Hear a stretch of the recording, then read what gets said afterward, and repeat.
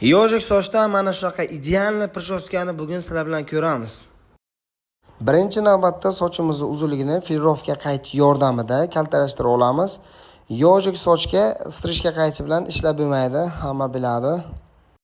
4,5 mm nasatka yordamida yon atrofdagi lishni massani olamiz. 3 mm nasatka yordamida soch yon qismiga seksiyalar bo'lish texnikasini ishlatamiz. Seksiyalar bo'lish jarayoni har bir perexod bir barmoq razmerda joy qoldirilishi kerak. 1,5 mm nasatka bilan ishlanyapti hozir. Sochimizni pastki qismiga bez nasatka fade elementini qo'shamiz. Qoldirilgan perexodlarni 1,5 mm nasatka yordamida perexodlarimizni qo'shib olamiz. Asosiy perexodni mashinka taroq yordamida qo'shamiz. Dildan suhbatlashib, mazza qilib ishlashga nima yetsin?